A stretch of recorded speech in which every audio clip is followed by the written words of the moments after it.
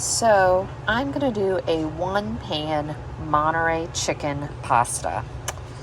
So I've got rotisserie chicken. I'm going to cook some of the bacon. I may cook all of it. I haven't decided. I don't know. That'll have to be an afterthought. Barbecue. I am using up cheese. I have just a couple packages like this, so I may have to substitute some cheddar I also have in there. Basically, I'm just cleaning out the drawer and trying to get stuff out of the refrigerator. Bow tie pasta, rotel or diced tomatoes with green chilies, whatever you've got. And I don't have any chicken broth or stock. I have beef, but I have better than bouillon, so we're just going to make some. But we're going to do this in one pan on the stove. I'm probably going to go ahead and cook the bacon just real quick and cut the more I think about it, I'm just going to do a couple slices and then freeze the rest. So I've added in, first I cooked my bacon, and then I cleaned out all the grease, but I left the little baked on bits from cooking the bacon in the pan. I figured it'll just add flavor. I put in 2.5 cups water, and I'm bringing it to a boil. I'm really trying to only use one pan, so I just went with I did 5 strips of bacon, just so you're aware. We're going to get this up to a boil. Maybe. There we go. And, alright, there we go. Add in 1 can of the diced tomatoes. Like I said, we're going to get this up to a boil, and then you're going to put the pasta in, stir it, make sure all the pasta is covered by the water or the broth, and then put a lid on it, and it's 10 to 12 minutes. So I got it up to temp, adding in the 12 ounces of bow tie pasta. And like I said, you just want to make sure you get it all covered. And you will stir this.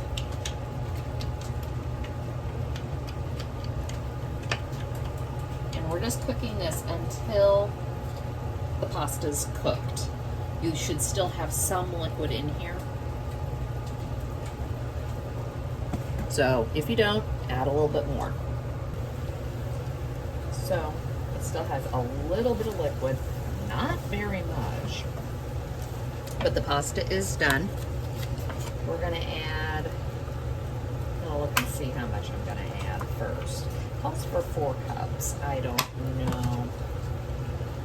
And this stuff's not broken up very well, of course. Nobody can accuse me of not putting enough chicken and stuff. And this is the rotisserie chicken from Aldi's. I've bought it before. It is just really good. I was actually very, very surprised by it.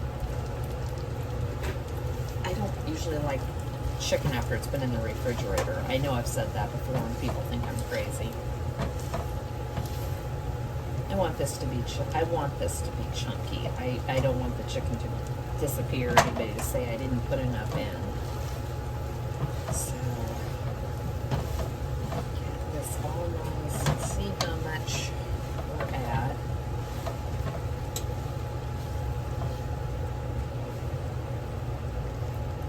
Probably going to end up adding all of it. Hey, I always say that, and then I never know. Yeah, they left this stuff in really big pieces this time.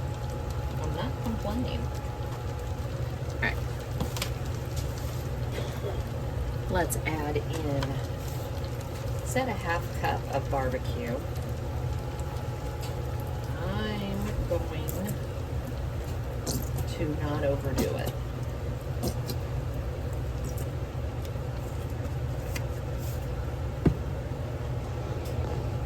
I want to see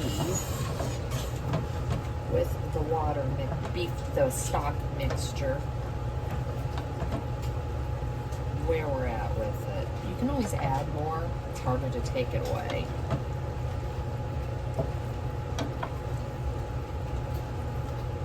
And for whatever it is, make sure you like the barbecue sauce. This one's fine. It's not our favorite, but it's good enough for this type of stuff.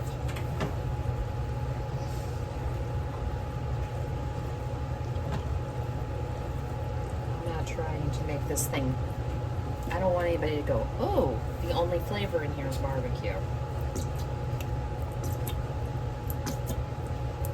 I've overdone the barbecue on a sheet pan meal.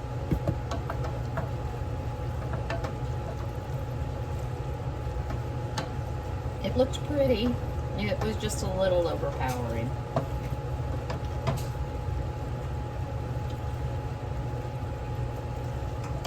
Okay.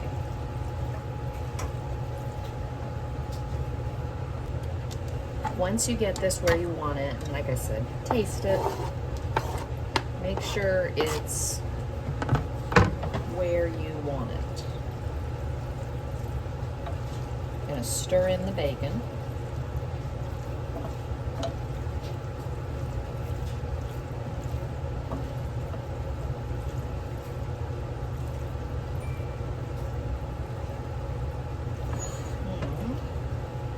I've still got this on low. I'm gonna open these little tiny bags of cheese I've got.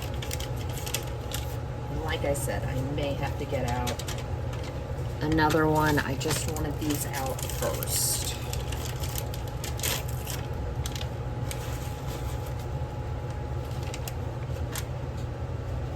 And we do like cheese. So, get this spread out.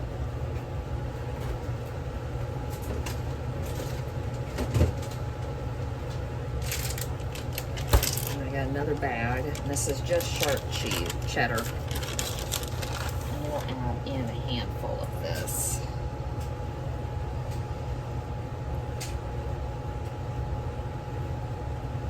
There we go. And that's all we're gonna do. And we're gonna put the lid right back on top. This is one of those things, if you wanna turn your oven on and broil it, go for it. Otherwise, let it sit here for 5 minutes. The residual heat is gonna melt that cheese. So here we go, all finished and ready for dinner tonight. Took less than about 20 minutes. So tonight I am gonna prep a crock pot pepper steak, and we're gonna serve this over rice tomorrow. I'm just going to prep it into a Ziploc bag, and then my husband will dump it all into a crock pot tomorrow. I'll probably do the sauce in a little container. What you'll need is beef stock, an onion, garlic. I do not have ginger. I'm still looking for it. Don't know if I want to tear the freezer apart tonight. But I got cube steaks instead of sirloin or round steak. This works, so it's fine. Peppers, soy. I'm adding some sesame oil just because we like the flavor. Cornstarch and black pepper. So I've got the peppers and the onions cut. I did use all 3, but I had a Rottweiler under me eating peppers. So there's probably about 2 peppers and 1 onion in here. And now I'm just going to cut up the meat and put it on top. A lot of times I make sure I go with the grain, but basically they have cubed it like this. So what you're looking for, you see how that pulls apart when you do it? This does not. So you want to go across that, so that is what is. Just makes it so it's more tender. It's going in the crock pot though, so it's not that big of a deal. But that's just what we're going to do, is cut them into pieces like that. So I cut up the meat and I put it in the bag. I think I am just going to put this over this and not worry about it. It is 1 cup beef stock. Didn't make it. Hold on. Okay. I always have beef stock. We put beef stock and green beans on my dog's food. So always have an abundance of beef stock. So it's going to call for 1 cup that. As I said, I don't have the ginger. I'm not that concerned. I might be able to find it, just not right now. It calls for like a tablespoon of garlic. Well, we're going to OD on garlic since I don't have ginger. Calls for 4 tablespoons soy.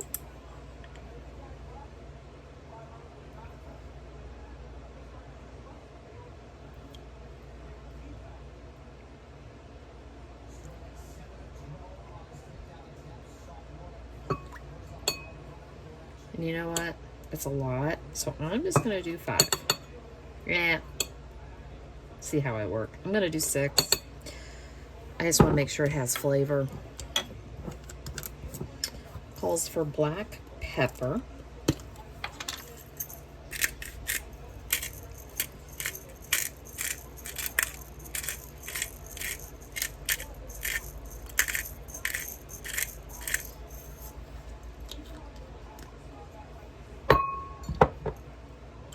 The beef stock. And 2 tablespoons cornstarch.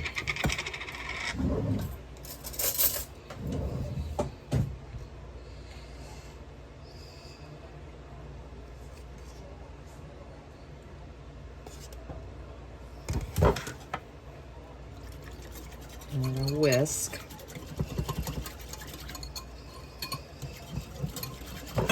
And then the only thing left I have to do is I only really want about a teaspoon or a teaspoon. So that'll be enough of the sesame oil. I like the flavor, but it can be really potent. I've not used it in the crock pot, so I'm gonna go light on it, and if we want to add more, we'll just add more. So I'll dump all this in. Tomorrow I will text my husband and he will toss this in the crock pot with a liner in, so I don't have to clean it. And I will come home and make some rice, and I will show you how all of it looks, but this should be really good.